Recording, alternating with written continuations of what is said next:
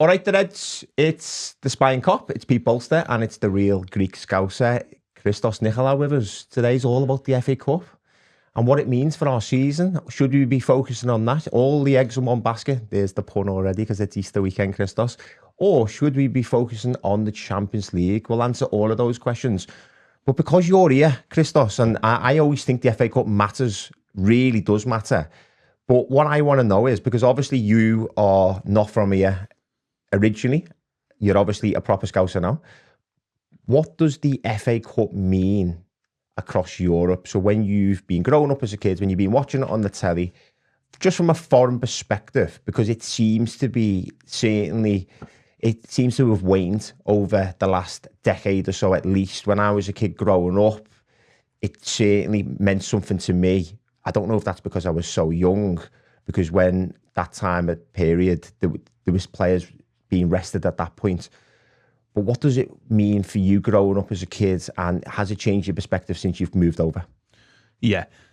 So growing up in Cyprus, I'm going to talk about the Cypriot League, which is not the same level as the Premier League, of course, but in Cyprus, the cup is almost revealed as the same or the equivalent of winning the league. So it's a massive competition. And the same would go in Greece, Turkey, Serbia. All these countries love a cup run. And when they see the FA Cup in England, the one thing that everyone talks about is the massive giant killings that you see in the FA Cup. You don't really get to see them in the European ones. You always get the big sort of teams winning the games they should.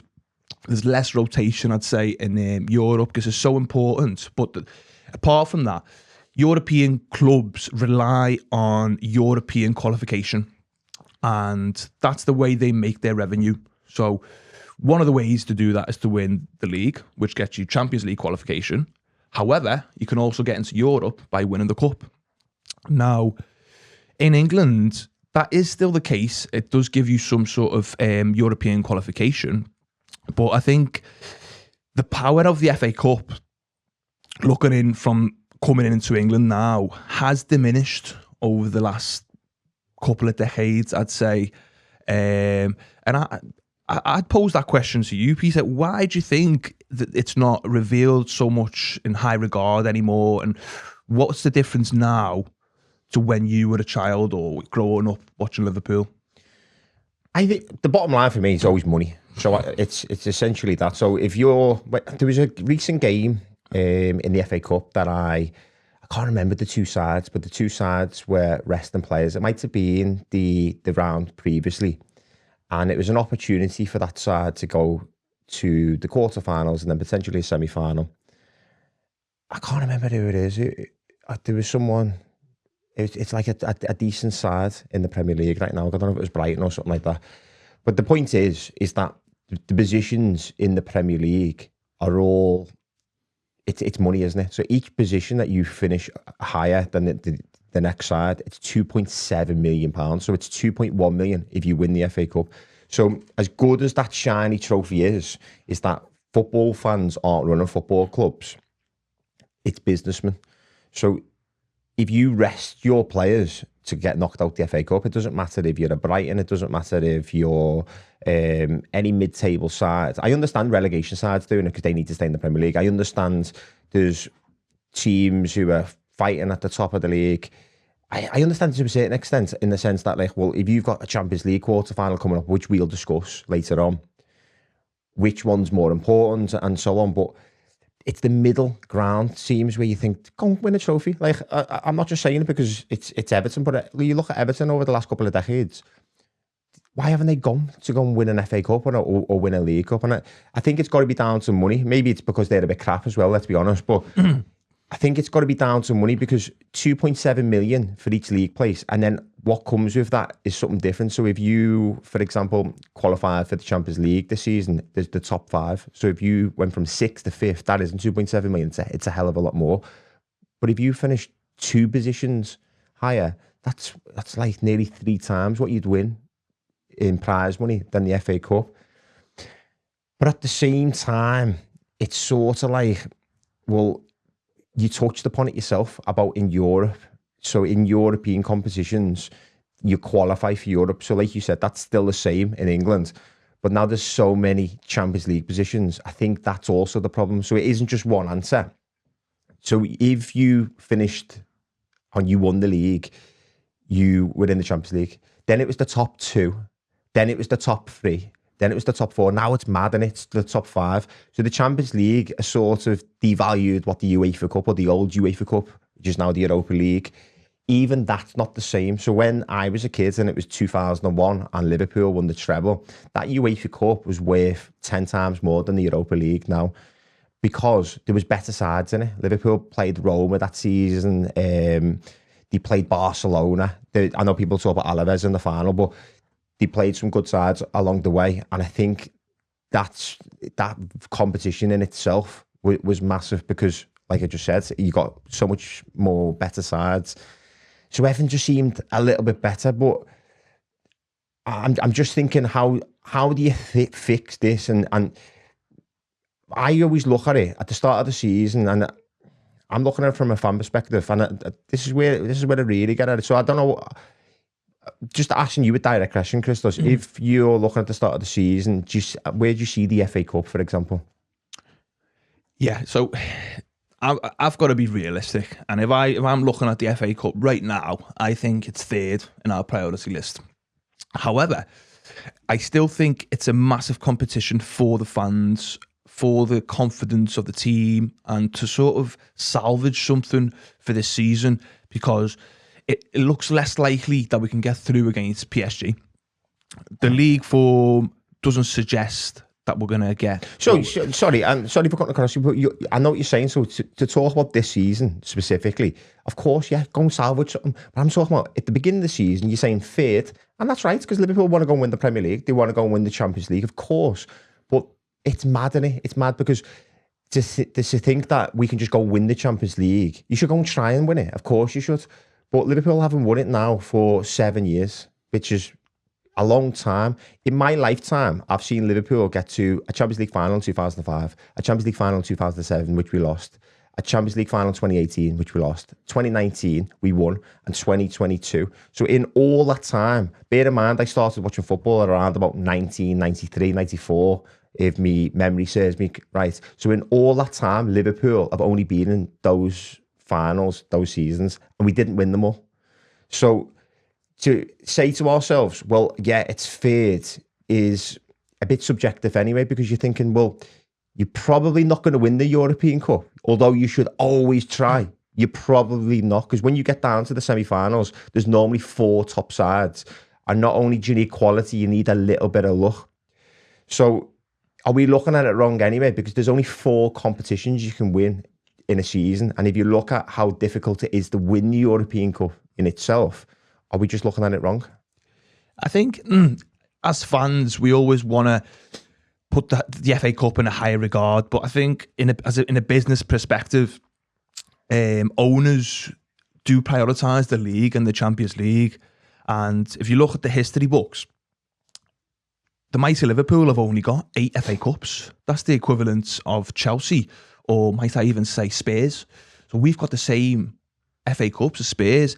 That doesn't say a lot, but what it says to me is that historically, Liverpool have prioritised the league or the Champions League or the European Cup as it used to be. So, yeah, I'd say it has diminished the value of it and the way teams approach it.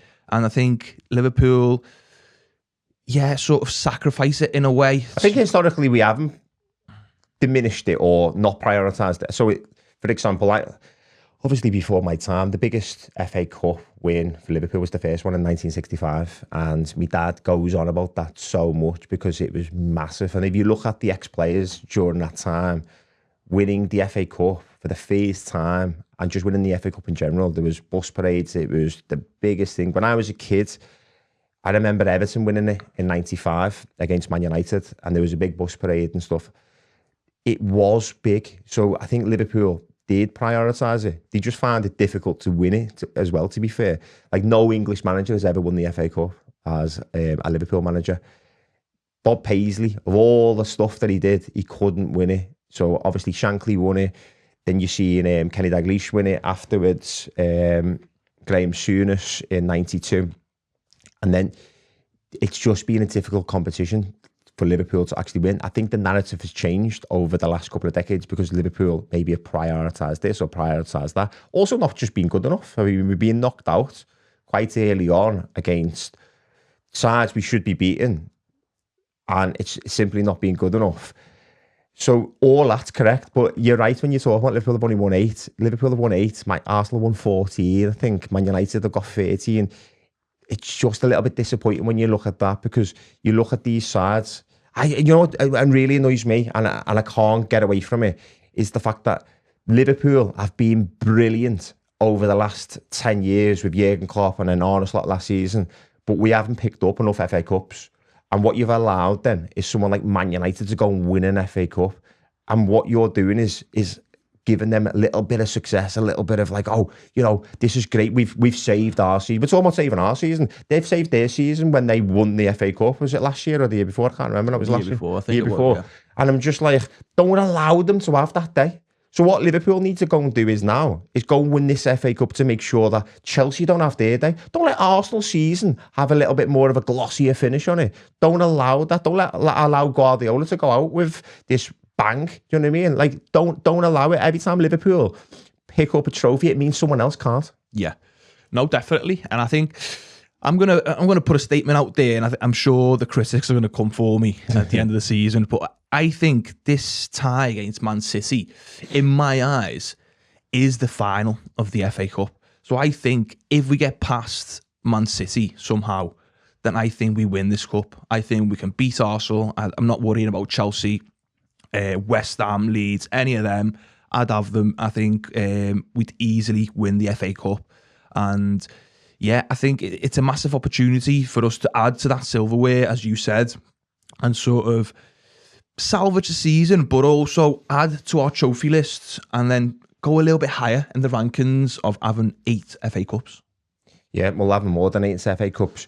But I just look at it. I just want to go back over the FA Cup and how much it matters. And I'll be viewing it wrong because I feel like we still haven't addressed that. So when you look at this, I'm going to ask the question again. When you look at the start of the season, winning the European Cup is a monumental task, and Liverpool's love affair with the European Cup is there to see, isn't it? Like 6 European Cups, probably should be more as well. We've got a fantastic history. We've got Anfield factor and European nights. All of that, you can definitely say that we've got the most European Cups in British football.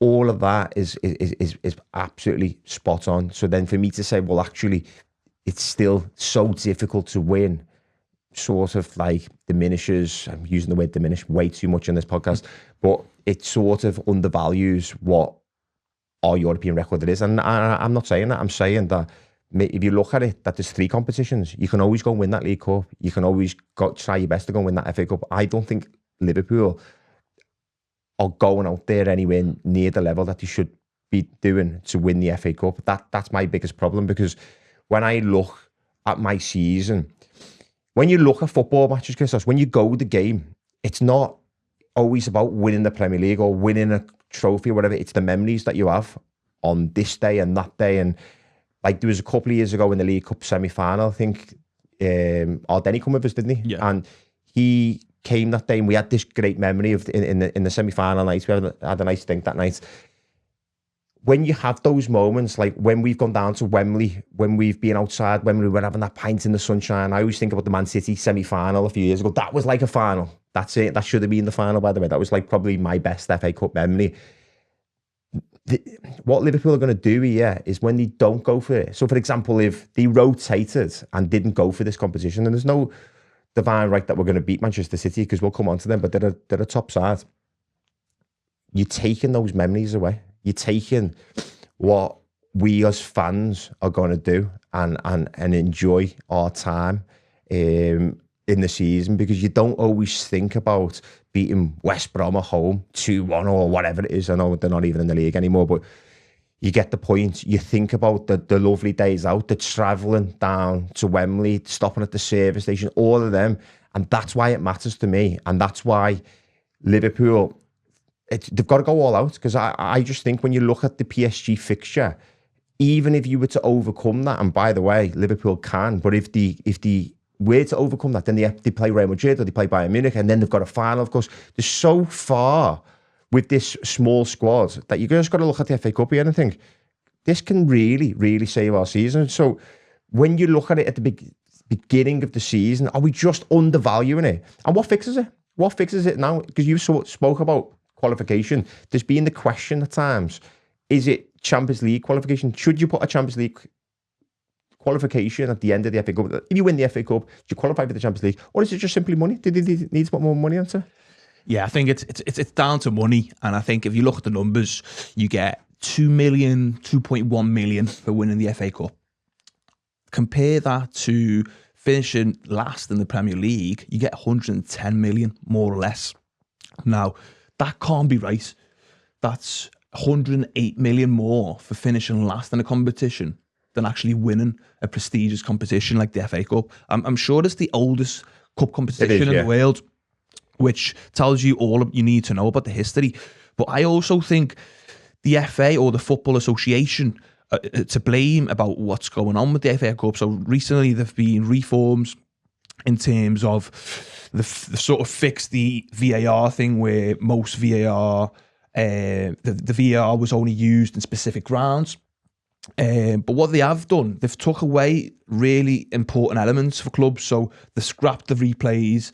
They've moved the FA Cup final, so it's not the sort of season finale. So then you've got the Premier League games being the finale of the season. So I think not only the money, but the Premier League and the English League are pushing it away and making it less sort of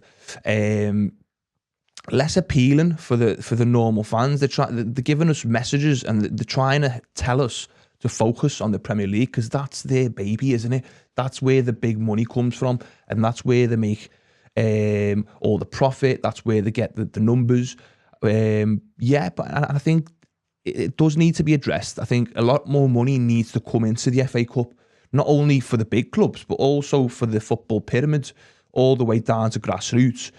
If they're not getting the replays, which if you think about it, someone like an Accrington Stanley or whatever, if they get a replay against a Liverpool, a Man United or a Chelsea, they could potentially accumulate up to 1 million just in revenue from the ticket sales, because they get, I think, 50% of revenue in an away ground. So that's massive. That could be more than their budget. All of that is spot on. I can't argue with that. The money is the problem. There's no doubt about that. What you do to fix that is make sure that there's more prize money. So you get more sponsorship, there's more prize money. All of that then will translate into what's important and what's not important. How they frame the FA Cup and at the end of the season is also a really good point, because it used to be the last game in the season. It used to be on telly. Of course it's still on telly, but it used to be like on from the morning, from 9 a.m. all the way to 3 p.m. It would be back-to-back coverage. You see them arriving on the team bus, they're leaving the hotel, all that type of things in the suit. There used to be an FA Cup song. It was a massive, massive deal, and that seems to have gone away. But I don't want to keep asking the same question, but now I'm looking at the fans' perspective, and that's what drives me mad as well, because I see Liverpool fans all the time, and they're not bothered if we get knocked out of the League Cup, and they're not bothered if we get knocked out of the FA Cup, because then we can concentrate on the Premier League and the Champions League. And I'm not going to say the same rhetoric that it's dead difficult to win the Champions League, and it's certainly hard to win the Premier League as well, as we found out. But I seen early in the season when Liverpool got knocked out by Crystal Palace in the League Cup, and it was like, oh, that's fine. It's not fine. It's really not fine, because look at the season. It's crap. It's absolutely awful. We're watching absolutely shite, dour football. There's nothing to cling on to. There's no happiness. It's like, oh my God, what am I watching now? Like, I want to pull my hair out. The only reason why I'm excited coming into this is because there's a trophy at the end of it. And as crap of Liverpool have been all season, and where they're going next season, I don't know. And if the manager will be there and what type of football, all of that doesn't matter, because you know why? Because we play an FA Cup quarter final on Saturday. And if we win that FA Cup quarter final, we're at Wembley for the semi-final against the Port Vale, against the Chelsea, against the West Ham or a Leeds or an Arsenal. And it's like, it's there to be won, lads. It's there. And I don't know what universe any footballer, any football manager, or any supporters ever inside Wembley going, yeah, we've won the FA Cup here. They're running around at the trophy, but it's a bit shit. It's a bit of a shit competition. That doesn't happen. Yeah. It's like one of the best days of your life. It's absolutely mental. The perspective and the viewpoint that any Liverpool fan has that these trophies don't matter. Yeah, no, it definitely does matter, especially for the fans. But it just comes down to money, sadly, and it's not going to change unless more money's put into it and more sort of priority is given to it by the clubs or the ownerships, and the fact that even lower league teams sometimes rotate in the FA Cup, which is mental. Yeah, you see, like Championship sides or League One sides thinking, "Nah, we're swerved that. We're going for a promotion," because they're thinking we can get more money from our promotion from the League One to the Championship or Championship to the Premier League than we'll get from even progressing. So, yeah, I think it's a whole football league problem, and it needs to be addressed. But I think you're spot on. As a football fan, I would love to see us lifting the FA Cup. That would be a great day for me and you to go out and go and see the mighty Reds lifting a cup against anyone. It doesn't really matter who the opponent is. Look at Crystal Palace last season. That was arguably their best day ever in their lives. It was wonderful to watch, even from a neutral looking at it. It was just like, this is great, isn't it? Yeah, and it was a sort of giant killing. No one expected Crystal Palace to win that, did they? No. But they did, and now they've managed to go to Europe on the back of that. And yeah, it's just brilliant for the neutral to see different sort of teams. And I'll go back to what I said before. In other European leagues, you rarely see the likes of your Crystal Palaces or lower league teams getting even to the quarterfinal, never mind winning it. It's been international break, Christos, and it probably come at the right time for any Liverpool fan because it's been so miserable and so poor. The performances have been so poor. Like, you can't get away from that fact. It's when Liverpool play badly, they lose. When they play well, they still might lose. And when they play well and win, they're still boring to watch. And I think that really sums it up. When I've been sitting and being a bit bored during the international break, I thought to myself, I've missed it a bit here. And dare I say, I have missed it. And we're coming up now to Saturday. We're a couple of days away. It's the quarterfinal. I've got myself a little bit excited about it. I don't know if I've just made this narrative up in my head that Liverpool are going to come back. We're going to save the season, and there could be a trophy at the end of it. If that wasn't the case, and Liverpool were out the FA Cup and they were out the Champions League, what would the season look like now? Because it certainly would be just miserable, wouldn't it? Oh yeah, definitely. I'm sort of glad we've got the sort of cup competitions to still hold on and give us some type of hope, because no one wants to be in a top 5 race and that's it. That would be just sort of demoralising, wouldn't it? Grim, isn't it? You look at the League Cup final last week. Think about that. If Liverpool never got beaten by Crystal Palace and they took it seriously, we would have had a League Cup final last week. We would have all been at Wembley. So when people say it doesn't matter, I'm like, oh, come on. Like, I can't stress enough. And like you keep saying about the money and stuff like that, if you don't qualify for the Champions League, there's a knock-on effect. So of course, the Champions League qualification is so important, because if you don't qualify for the Champions League, then you can't sign the players that you want to sign. You can't shop in that market. They don't want to come to you anyway, even if it's like you can afford it. So you have all those problems, then you're less likely to win the FA Cup next season or the Champions League next season, and so on. I get that, but sometimes you just have to live in the now. I will move on, because I'll just keep going on about how much winning trophies matter. It's not just the FA Cup, it's any trophy. Give me any trophy. I want to see Liverpool lift any silverware. But Manchester City on Saturday, as much as I'm saying it does matter, it's going to be a difficult game. Going away to the Etihad is problematic in itself. We haven't got a great record in there for such a long time. We beat them last season, which was fantastic. But before that, you're looking at the European Cup, which was fantastic that night. But we didn't. It's just a problem ground. And Guardiola is second to none, isn't he? As a manager, the resources they have, the team that they've had over the past decade. Now they seem to be a bit resurgent. They've just lifted the League Cup.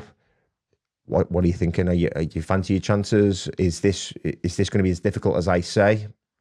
Yeah, I think in the last 10 visits to the Etihad, Liverpool have won once, which shows you that historically we don't do well at the Etihad.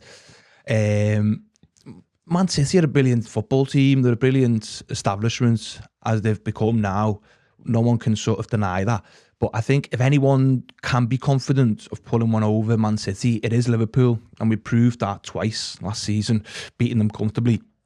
And I think they've shown how they are vulnerable this season, even in the Champions League, getting battered by Real Madrid when we've beat Real Madrid. So some people might say fighters make the fight or boxers make the fight sort of thing, analogy for football. But I really believe we can pull a massive result against Man City. And at the same time, I think we should go all out in terms of squad selection, in terms of who you're going to put out there. I don't think there should be any sort of rotation or saving players or thinking about PSG. I think right now Liverpool have to take it a game at a time and see where we end up at the end of the season and what we can actually win or how far we can go into the competitions, because anything less than that is basically disrespecting the fans, isn't it? Imagine all the fans travelling to the Etihad. They will want to see the best team giving it a go. If you then rotate and put a half decent side, you're going to get battered. It's an excellent point about travelling fans, but the fans as well. Like I'm not travelling, I can't get the away tickets, but I'll just be watching it on the telly. I'll be watching it with you. Maybe disrespect is a big word, but I just want to see Liverpool put a proper performance in and like we build our lives all up to the next game and then the next game and the next game. So I just want to see a proper performance anyway. There is the Champions League game on the Wednesday, but it's not the Tuesday, so you have that little bit of space in between, and then there's Fulham next weekend. So you could arguably say, well, you know, we could manage the players to get through this, but there isn't a lot of players as well. So Jeremy Frimpong, for example, has pulled up and he's almost certainly out. This is recorded before the press conference, so we don't know for certain. Mohamed Salah looks like he's back. He's told the manager that he'll be ready, and I have no doubt that he was going to be ready anyway because of the personality he is and the footballer he is. It's likely to be no Alisson Becker. So Alisson posted something yesterday. It was an image. I'm not really sure about the caption because I can't remember looking into it, but he's shown that he's in recovery. When he said he'd be out for a while, I didn't anticipate he'd be back for this anyway. So you're probably going to have Mohamedashvili in goal. We won't go through the team. I'm just thinking about the lack of availability anyway. I don't want to rotate, as like I've just said. I think you've got enough days to go to PSG away. But can he rotate anyway? Because I can't see many footballers coming in. You look at the left-back situation, you look at maybe Curtis Jones coming in. There isn't a lot of rotation he can do, is there? No. I think it's taken out of his hands a little bit. The only sort of rotation you could do is, as you said, maybe put Curtis Jones in, possibly put Robertson in. But is that really rotating? I think he's our best left-back. Maybe you can start for Engamoa, which gives a lot of confidence to the kid, gives him minutes. Apart from that, there's not many options. What would you do? Endo? I can't see. Endo's injured. Is he? He's over the season. Yeah, so there's not many there. You've got a couple of kids on the bench. Neoni. No, I can't see the manager sort of rotating anymore. He's going to have to just pick his best side and then try and build some confidence for the end of the season. I think if the team he selects goes and beats Man City away at the Etihad, as hard as it sounds, that will build confidence going forward, especially for other games. You got PSG coming, you got Everton coming. So all these massive games, they need to build their confidence and they need to sort of get some sort of form before we go into these games. Liverpool are the Premier League champions still. It's hard to believe that, isn't it? And if Liverpool go and beat Manchester City, like you've just said, who are already out of the Champions League, that will give them confidence. That will give them confidence going to PSG. If the opposite happens and it's very similar to what happened earlier in the season at the Etihad, and you just have a limp display, and you're not really laying a glove on them. You're sort of like, well, and he beat us at Anfield recently, didn't he? You're sort of like, well, that won't do you any favours. So whether you think you should rotate or you shouldn't, which one's more important and which one's not, they sort of go hand in hand with each other, don't they? Because if you go to the Etihad, a limp performance, going to them PSG away is not what you want. No, not at all. And I think Liverpool are going to have to take this competition really seriously, and they're just going to have to give it a proper go. I just think try everything you can. And I think it's a cup competition, and at the end of the day, we are Liverpool FC. So we shouldn't be going into any game thinking we can't win or sort of prioritising other competitions. We should be trying to win everything in our power. And I think that's the sort of strategy we should be giving ourselves.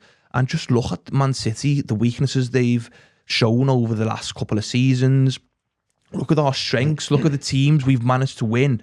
And historically, Liverpool always, even when they are the sort of underdog, can pull a massive performance when they need it. So I think we do have the players to do that, even though we're missing some in the squad. And I think we can turn up on the day and batter Man City. I want you to get into Arne Slot's mind, because if you go off my theory, I don't think he'll be the manager on July 1st. So if you're looking at him, he's won the Premier League last season, which is a phenomenal achievement. The season he's had, because of what's happened last summer, because of what's happened in the transfer market and what's just happened in general, for him now to qualify for the Champions League and possibly bow out with an FA Cup, that would be some CV. You'd have to say, it doesn't matter what Liverpool fans think and feel, if he's the right man or he's the wrong man, whether it's being unfair or whatever, if he was to leave the club with an FA Cup as well as the Premier League, that would be great. There's no doubt about that. That'd be hard to argue. But it's the first time he's ever qualified for the quarterfinals of the Champions League. And you think, like, he's obviously a grown man. He's obviously someone who's very sensible in how he's approached, and he's been very measured. It's been very noticeable, the difference in how he's approached football games and how he's a manager. He's probably less emotional. It certainly comes across that way. But you think he might get a bit emotional? I think, no, this is the European Cup. This is the quarterfinals, and it might skew his judgment and maybe rotation. Maybe you will see in Leone. Maybe it will be a younger side in the FA Cup. Or do you think he's going to approach the FA Cup like it should be? My head says that he'll half rotate. I don't think he will go full strength. And that's only because I think he's coming from a European perspective, and getting to the quarterfinals of the Champions League is massive for any European manager. I don't think he'll be regarding the FA Cup as high as the Champions League. And if there is some sort of rotation he can get away with without fans going ballistic over it, I think he would attempt to do it. Not only the way he sets up the team, but I think he'd even be trying to pull players out of the game after 60, 70 minutes, thinking about PSG as well. So I think, yeah, that's a possibility. I think the last thing Arne Slot would want from this game is extra time, because that would potentially be just too much for the Liverpool side. Is it extra time and then penalties, or is it just pens? I think it's penalties, yeah. No, is it extra time, then pens, or just pens? I'm sure it's extra time and penalties. Yeah, I'm not really sure. I think it might be, actually. I think you might be right. So that is my concern a little bit, because you're probably right with the substitutions. That's what my probably biggest concern is, that you'll go, do you know what? That's the team. That's the team to go and beat Manchester City. But if you are not ahead on 60 minutes, you're still coming off. And that's what I worry about. Yeah. Now, the more that I think of it, you've put it in my head now, and I think that's exactly what he's going to do. He might put a sort of full or half strength squad, and then at 60, 65 minutes, if we're 1-0 down, 2-0 down, you'll just think, nah, sack this off. Or even if you're still in, though, do you think that's acceptable then? If it's 0-0 or it's 1-1, and he's got a preordained substitution when he's like, you're coming off on 65 minutes because you need to play against PSG, or you can't handle this, or you can't handle that. Is it sort of do and die, or is he just going to stay sensible and like, no, we've got the European Cup on Wednesday? Yeah, I think he's set on the European Cup. I think that's his last chance. If you think about it now, if you asked every Liverpool fan in the country now, the only way Liverpool fans would want to keep Arne Slot if he somehow manages to win the Champions League. If he wins the Champions League, no one can come here and tell me they still want Arne Slot to leave. So I think that would pull the fans straight back in that would pull the owners straight back in, and it would give him at least 1 or 2 more seasons to build what he's been trying to build. Whereas the FA Cup, arguably, even if he wins the FA Cup, he's arguably going to still lose his job, because 5th and an FA Cup, I don't know whether that is enough for the current Liverpool, especially if you see the Liverpool that we've built over the last sort of decades, where we've been competing in all fronts and different competitions. We've won the lot. We've won the league twice. We've won the Champions League. We've won in 3 Champions League finals. So yeah, I think especially the owners would be looking at this and thinking, maybe the owners are telling them to be careful and not prioritise the FA Cup as well. That's another thing that we could think of as well.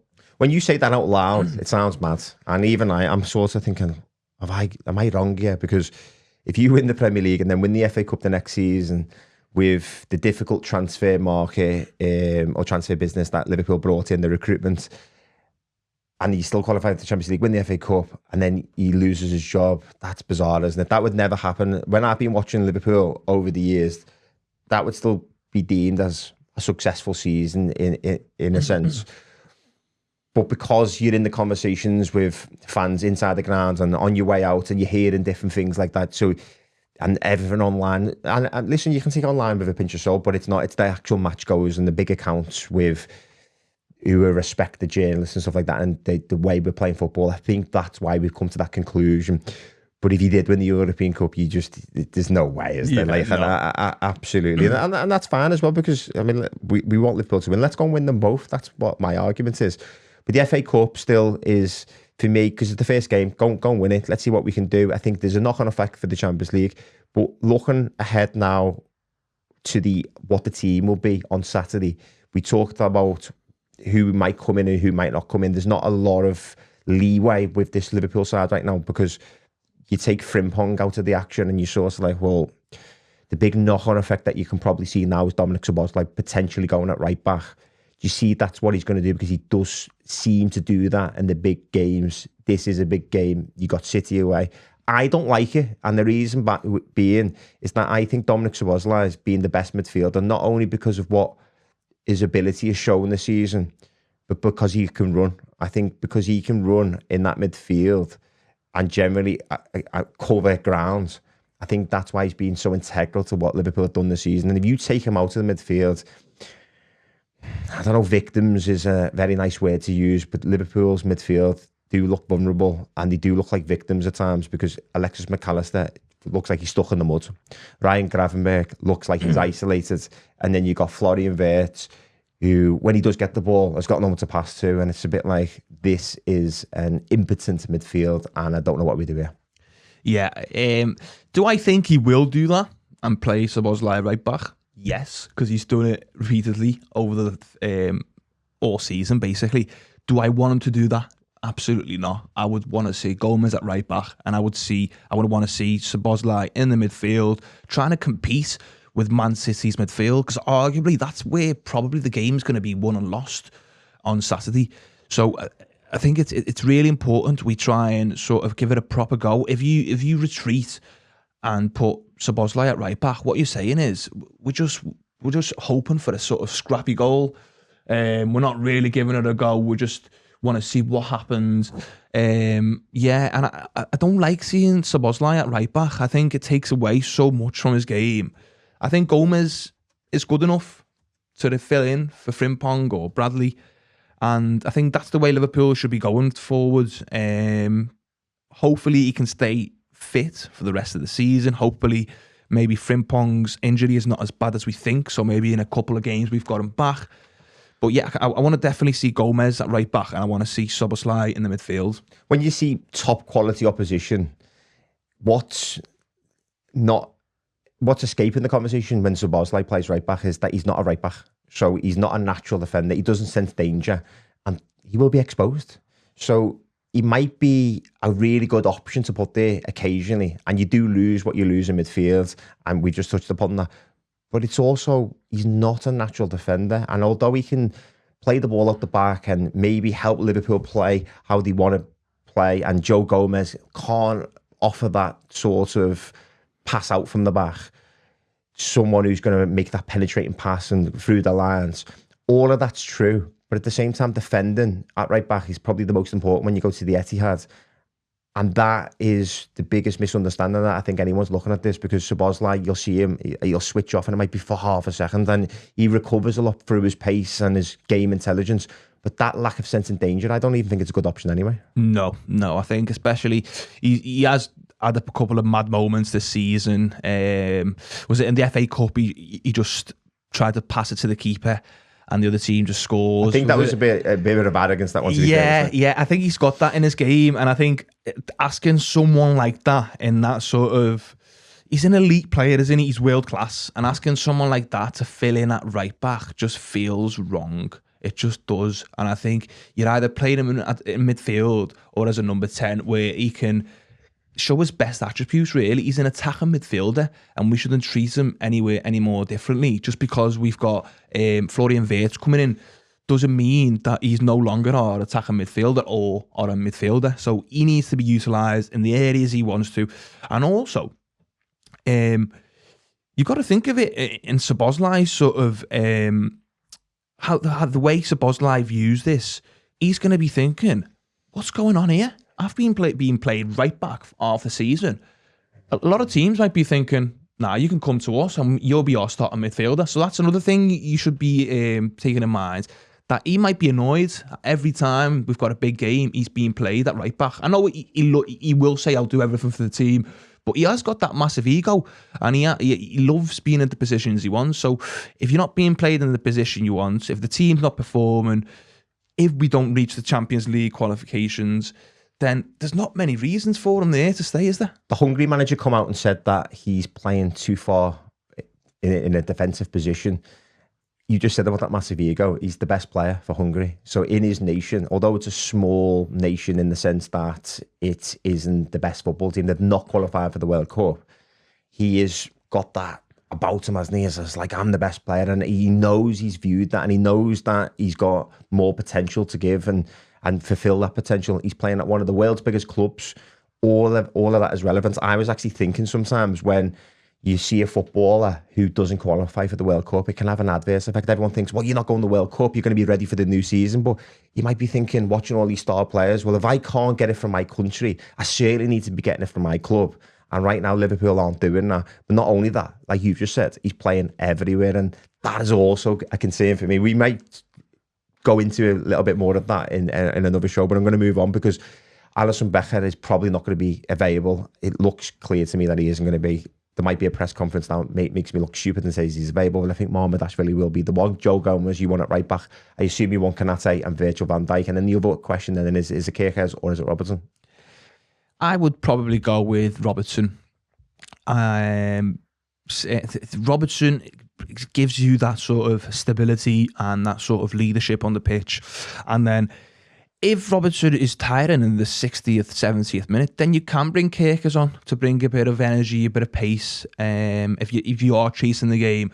But I think you definitely go with Robertson just to give us that sort of familiarity of the back line, and yeah, he gives more sort of confidence. With Wednesday in mind as well, if you bring Kirkes on, maybe on 60, and it did go to extra time, then he's probably played the role about the right amount of minutes. That would make sense, wasn't it?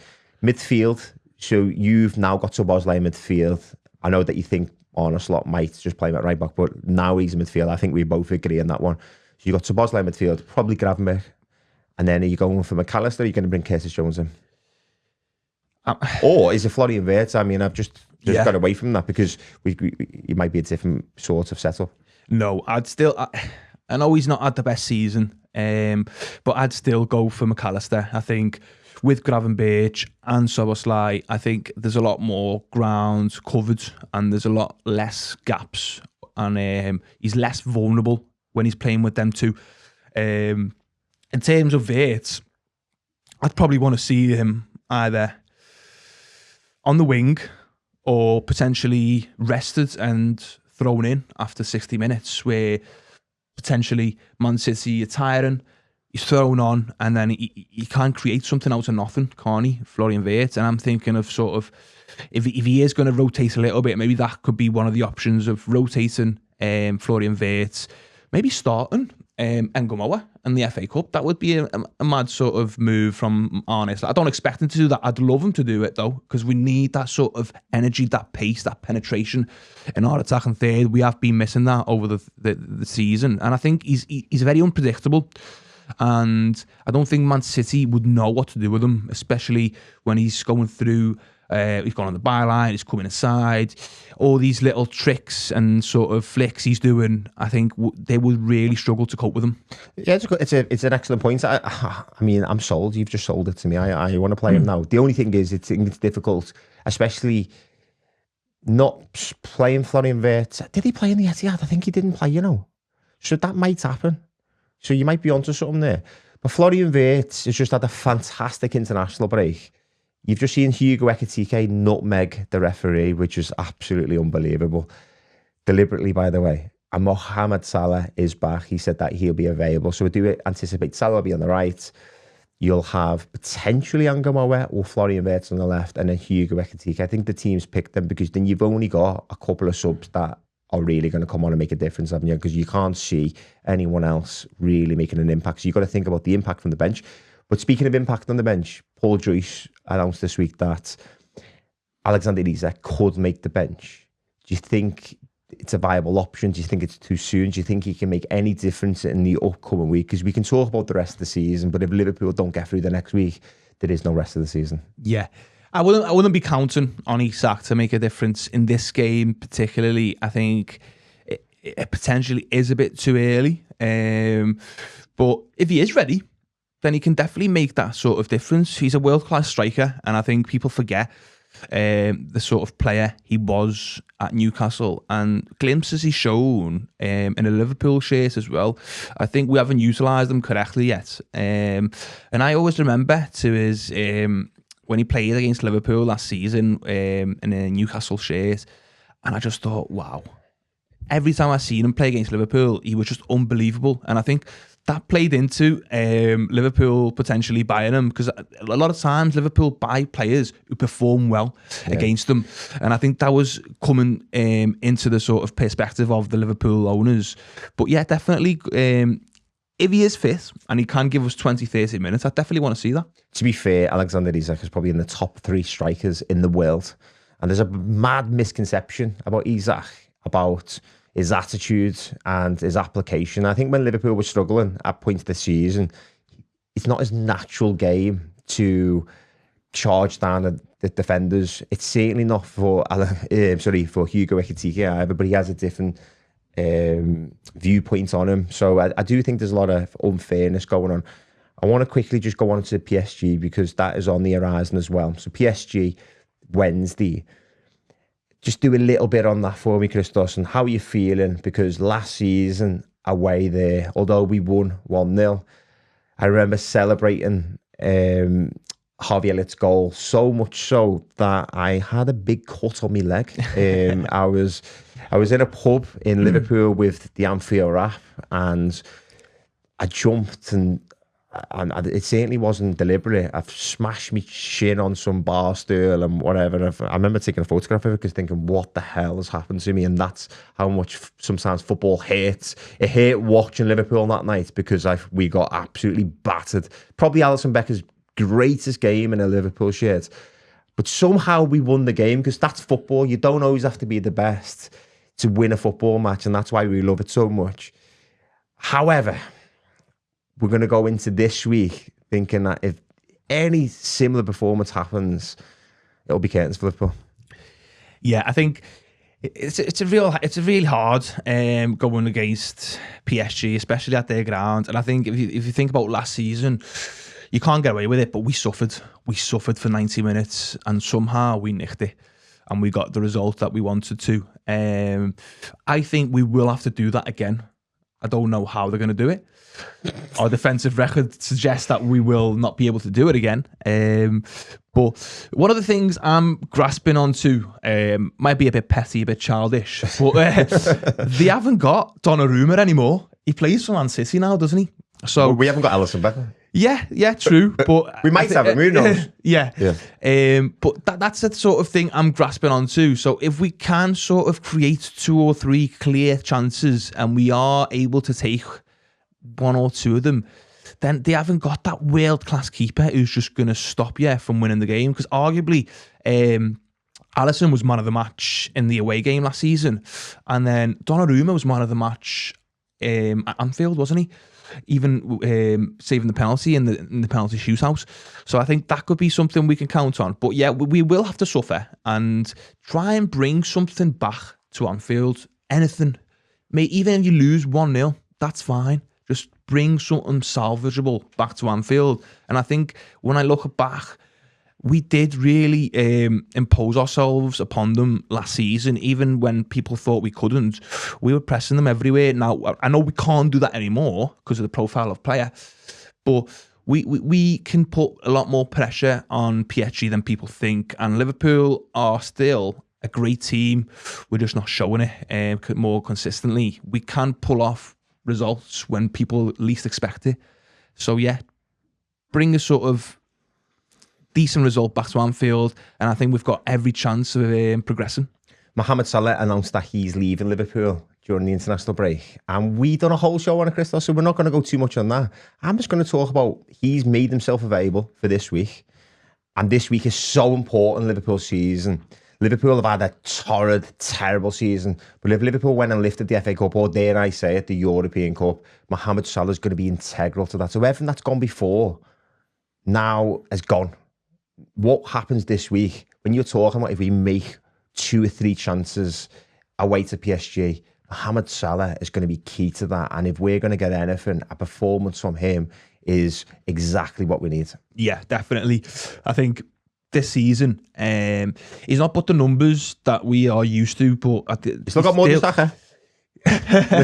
Yeah, he's still a world-class player in my eyes, and he always offers something to Liverpool, either by providing assists, by goals, even just pulling defenders, or just being a nuisance, creating chaos in the box, or just giving something to the attacking players to think about. Because if you're any defender in European football and you see Mohamed Salah on the wing, you are thinking about that all day long and throughout the game. So having a Mohamed Salah in a team is always better than not having a Mohamed Salah, in my opinion.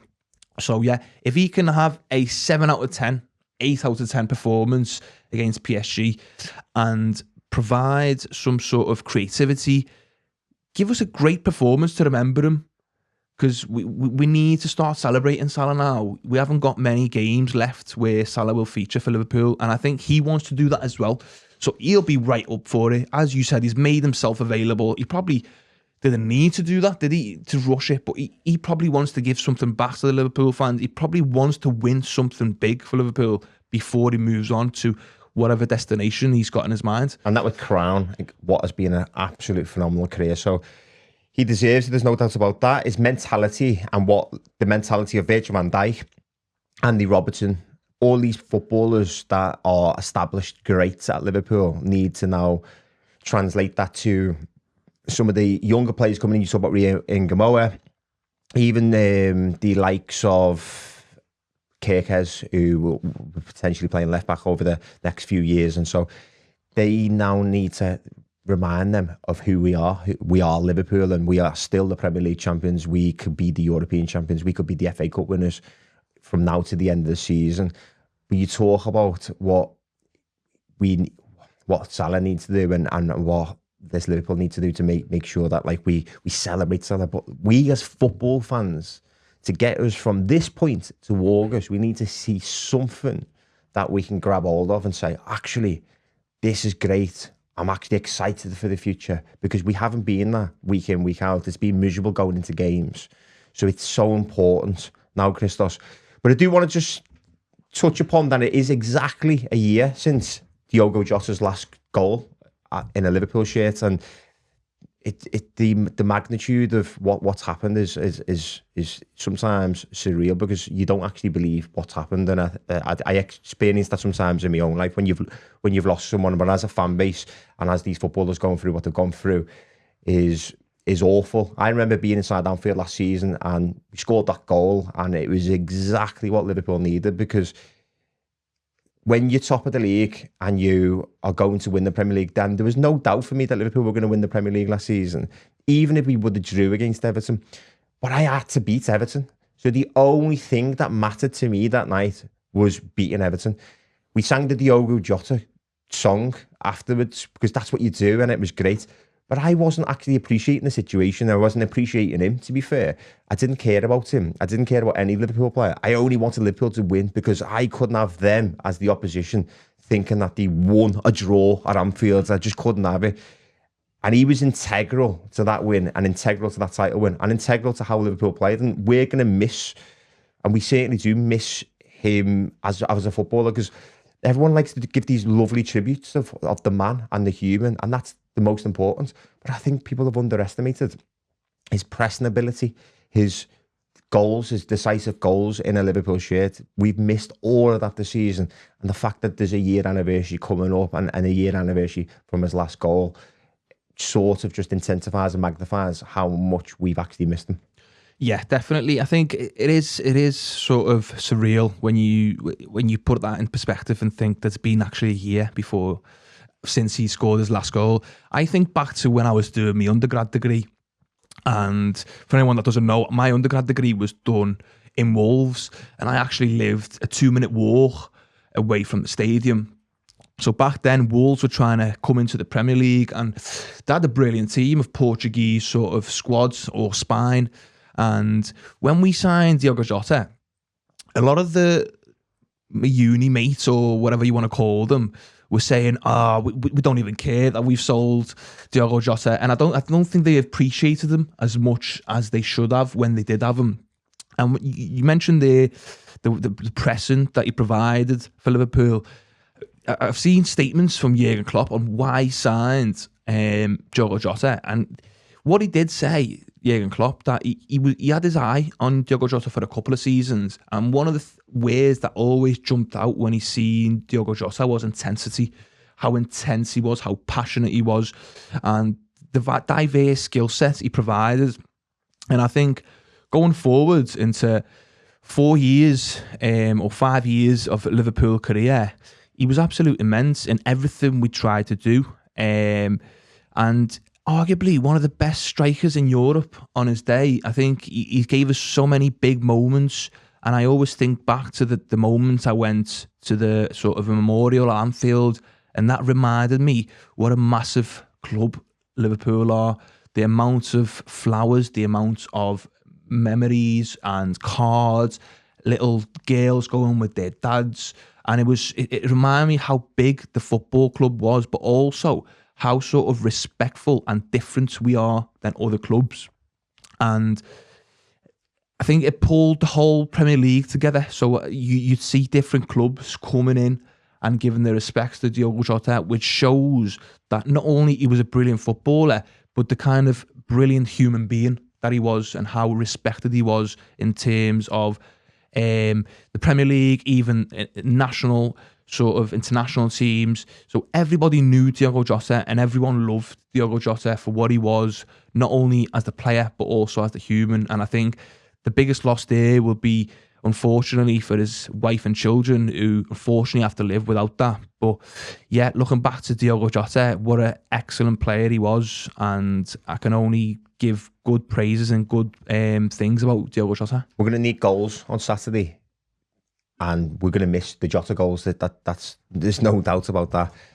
But his mentality, we spoke about Mohamed Salah before, and I wish we had the Diogo Jota mentality going into Saturday, because I think his mentality is what made him the footballer than what he was. So he got the best out of his ability, and he hit the ball early.